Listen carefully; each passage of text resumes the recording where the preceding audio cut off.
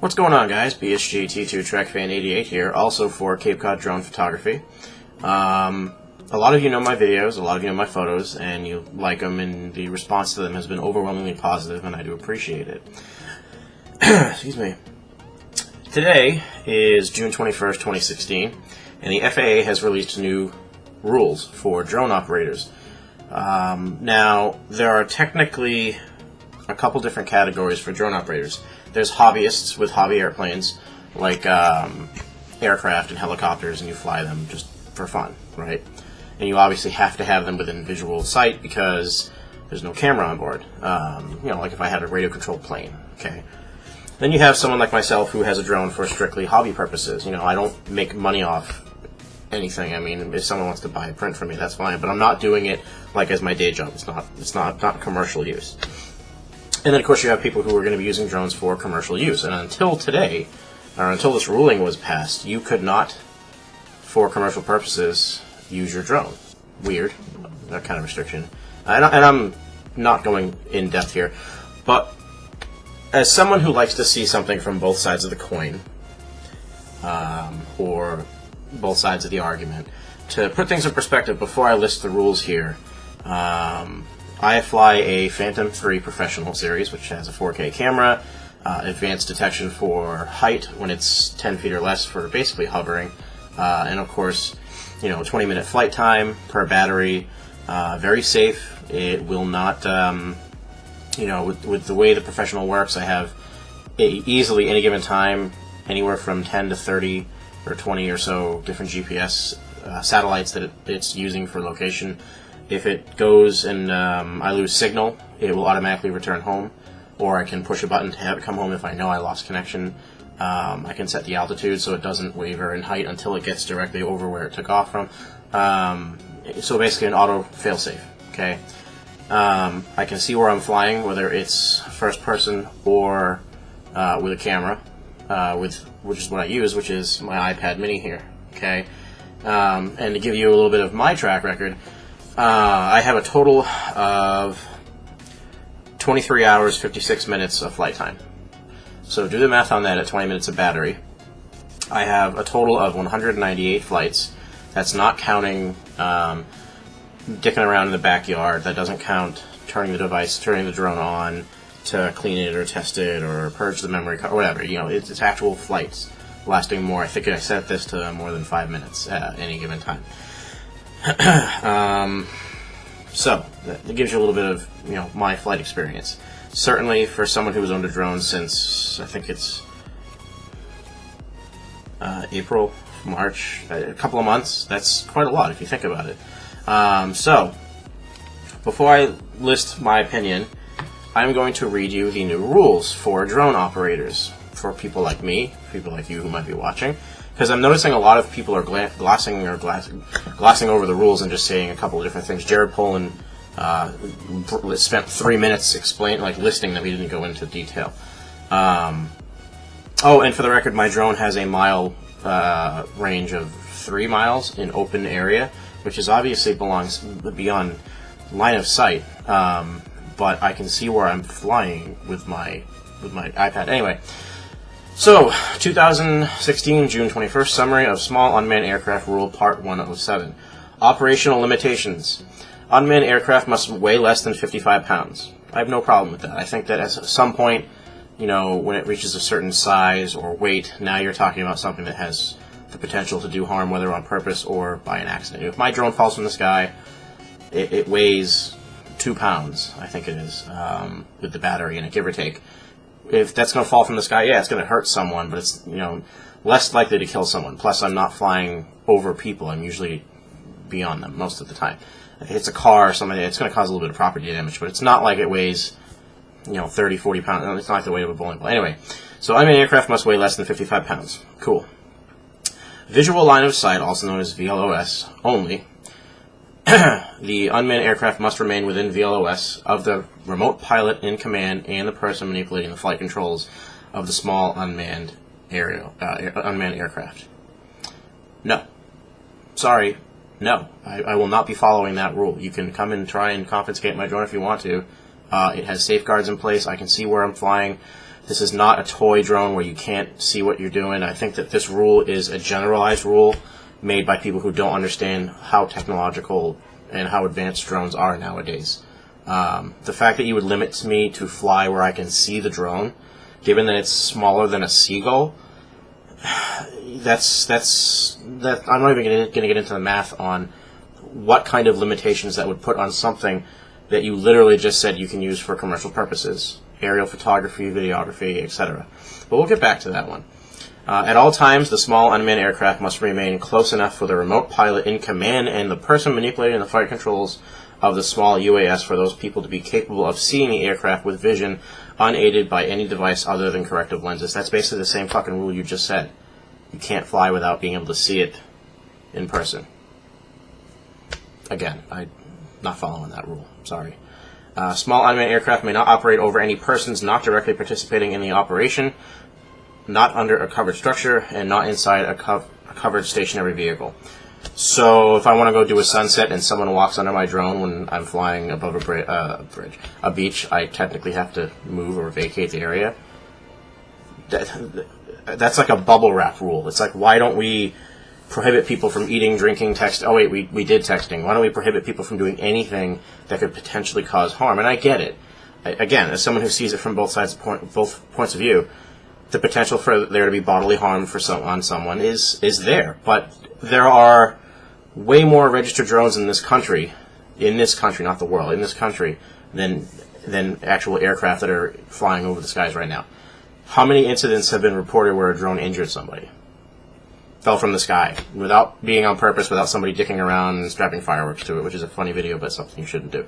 How many reports have there been? I can't even remember seeing anything remotely of the kind. Let's see, daylight only operations or civil twilight, 30 minutes before official sunrise to 30 minutes after official sunset local time, with appropriate anti-collision lighting, basically the strobes that are on my drone with the LED lighting. So you're telling me I can't fly my drone at night.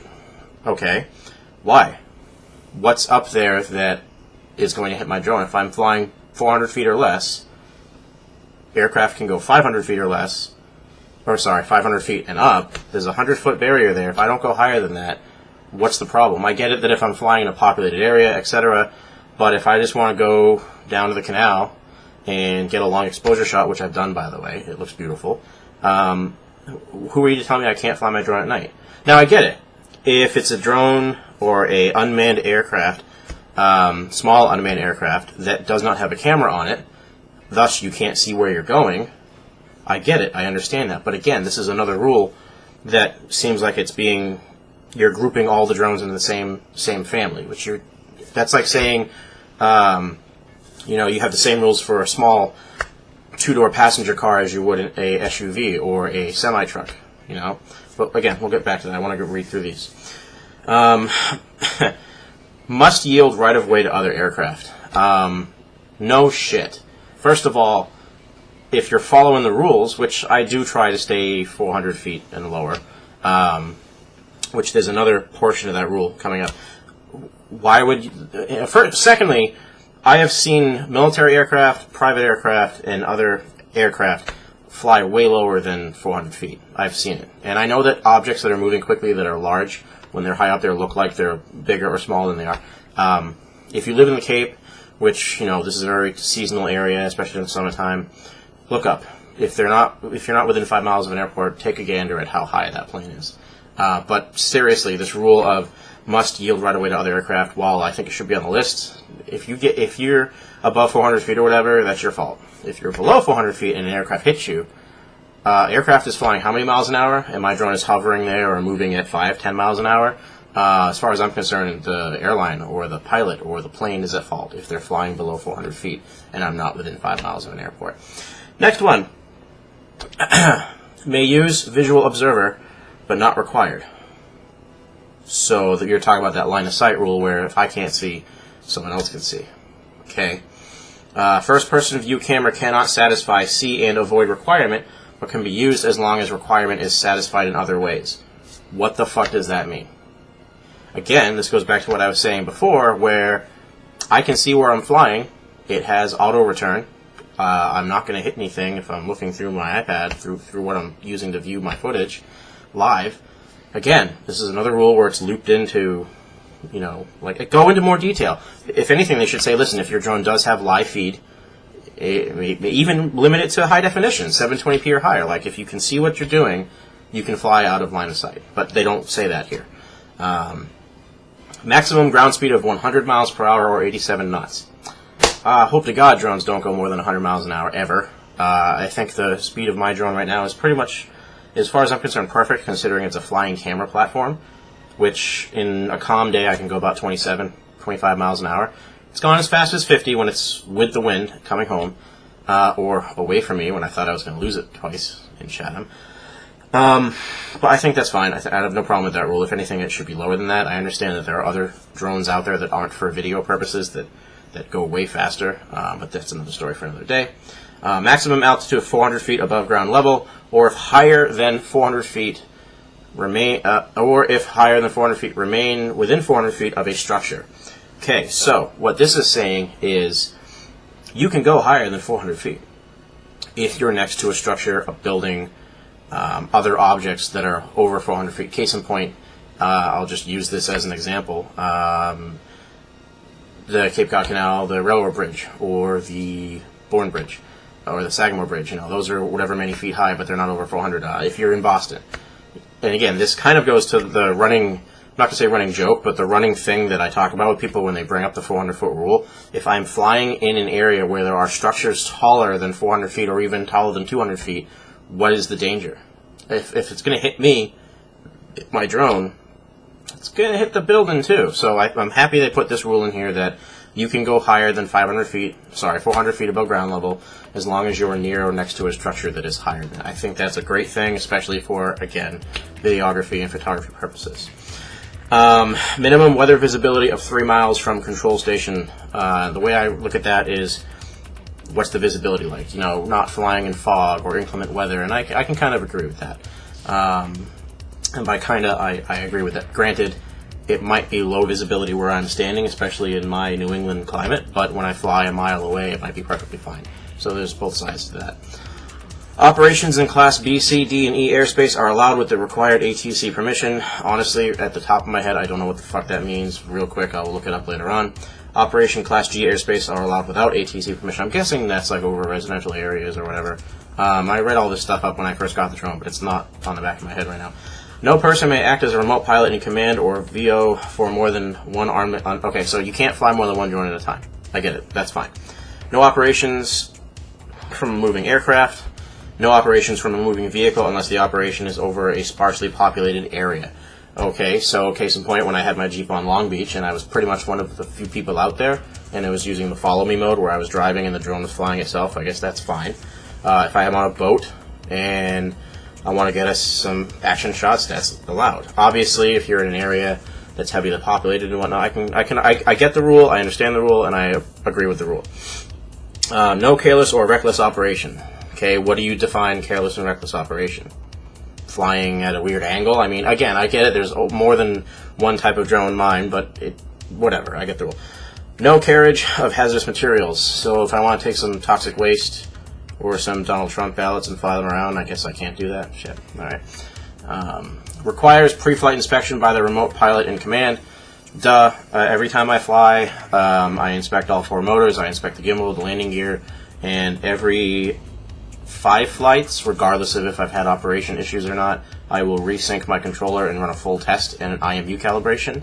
And of course, every time I fly, unless it was like earlier in the day, I will calibrate my compass. So I do agree with that rule. A person may not operate a small... I hate how they keep saying it this way. A person may not operate a drone if he or she knows or has reason to know of any physical or mental conditions that would interfere with the safe operation of a small drone. I say drone instead of small unmanned aerial vehicle. So now we're at the point where we almost have more regulations on a drone than a firearm for protection purposes. Okay. Define mental illness. I'll leave that comment for another day. Foreign registered small unmanned aircraft are allowed to operate under Part 107 if they satisfy the requirements of Part 3. Okay, so if you bought a drone in Europe and it's a brand that isn't carried in the U.S., as long as everything else on the drone is the same as one that's in the U.S., you're fine. External load operations are allowed if the object being carried by the drone is securely attached and does not adversely affect the flight characteristics or controllability of the aircraft. Okay, so I can carry a small package to my buddy's house down the street if it's secured properly and doesn't fuck with the flight characteristics. Cool. I would never do that, but cool. Transportation of property for compensation or hire allowed, provided that the aircraft, including its attached systems, payload, and cargo, weigh less than 55 pounds. The flight is conducted within visual line of sight and not from a moving vehicle or aircraft, and the flight occurs wholly within the boundaries of a state and does not involve transportation between Hawaii and another place in Hawaii, through airspace outside Hawaii, the District of Columbia, and other space in the District of Columbia, a territory or possession of the whatever. Don't fly your shit over state boundaries lines. Okay, cool. Got it. Establishes a remote piloting. Oh yeah, so we're on to category 2 here. Remote pilot and command certification and responsibilities, and this is where this is not made very clear, but from different websites that I've been to and from different things that I've read, the new rules only qualify if I'm operating a drone, a small unmanned air vehicle, for pure commercial purposes, meaning I'm not doing it for fun. I'm not doing it just to take video and pictures and post them on those sites. I'm doing this to make money. Commercial use. That's how I view it. That's how online views it. These rules, I believe, are for that. So establishes a remote pilot and command position, i.e. where I'm standing. A person operating a small, again, drone must either hold a remote pilot airman certificate with a small UAS rating or be under the direct supervision of a person who does hold a remote pilot certificate. Okay. To qualify for a remote pilot certificate, a person must demonstrate aeronautical knowledge by either passing an initial aeronautical knowledge test at an FAA-approved knowledge testing center, or hold a Part 61 pilot certificate other than student pilot, complete a flight review within the previous 24 months, and complete a small UAS online training course provided by the FAA. Be vetted by the Transportation Security Administration, be at least 16 years old. Awesome, so the TSA has to approve me to fly my goddamn drone. If I'm using it for commercial purposes, is how I've read this. Everything I just said, that 3 paragraphs. Where are these training centers going to be? How much is this going to cost? Now, in order to fly this thing that weighs 2 pounds, that costs, in some cases, $500, I now have to go take classes and shit. This is not a firearm. This is not a knife. This is not a hammer. It's a photography tool. It might as well be a kite with a GoPro on it. I'm being sarcastic here, but reading this, it's like, what the fuck? Part 3. I'm sorry, we're actually continuing Part 2.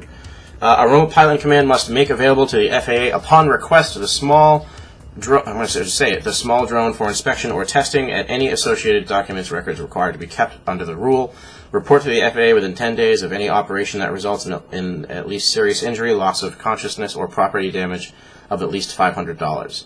That's going to be something that's interesting. Now, again, there have been very few incidents over the past few years that drones have become popular, but it depends on where you live. But I guarantee you, if this thing hits somebody's roof, they're going to claim, oh my god, my roof is cracked, you got to replace all the shingles, blah blah blah, oh, the glass that's been cracked downstairs, I'm blaming the drone. More than 500 seems quite low. I get the concussion, loss of consciousness, injury, I get it, 100% report, listen, I flew my drone to some dude and broke his nose or something, but property damage of at least $500, that in some places that's just chump change. But anyway, conduct a pre-flight inspection to include specific aircraft and control station system checks, blah, blah, blah, blah. Ensure all the small unmanned aircraft complies with the existing registration requirements specified in 91.203A and 2. A remote pilot in command may deviate from the requirements of this ruling in response to an in-flight emergency, meaning if something's happening to the drone and I have to come home, and I don't know, I guess if I have to fly over people, I can do it, or if I have to fly over a few hundred feet, I can do it. Aircraft requirements. The FAA airworthiness certification is not required. However, the remote pilot in command must conduct a pre-flight check of the drone to ensure that it is in condition safe for operation. Part 107 does not apply to model aircraft that satisfy all of the criteria specified in Section 336 of Public Law. The rule codifies the FAA's enforcement authority in Part 101 by prohibiting model aircraft operators from endangering the safety of the MAS. All of that I just read for the past 15 minutes to simply fly something that doesn't have propellers on it, to simply fly this. Put that in perspective. Drone, pint glass. This is not a weapon. This is not something to be afraid of. This is not something that's going away either. This is a quadcopter. 4 blades, quadcopter. It is not technically a drone. It can fly on its own, but it can't make its own decisions. All it can do is say, listen, I just lost the signal from the controller. The owner or pilot of this drone has already told me in that event to go home. It's not like it goes, oh shit, I can't talk to Ryan anymore. I guess I better go home. No, I told it to do that to begin with.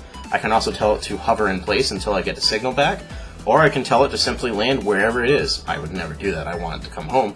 So technically, by definition, at least that I've read about, this is not considered a drone. It is a flying camera platform. That's all this is. The media loves to bash them because it gets ratings, and the general public thinks of them as a nuisance. Oh, if I see one, I'll shoot it down. Or, oh, if, I'm going to be hearing those things left and right all the time now that everybody has them. Guess what? You hear fucking lawnmowers all the time. Do you complain about that? Of course, I say that, and there's a place on the Cape where some one person complained about the motorcycles that were driving by when they were doing like a ride for a veteran's benefit or a kid that had cancer. So they are literally trying to make it so they ban loud noises. We live in such a bubble wrap world, it's fucking ridiculous.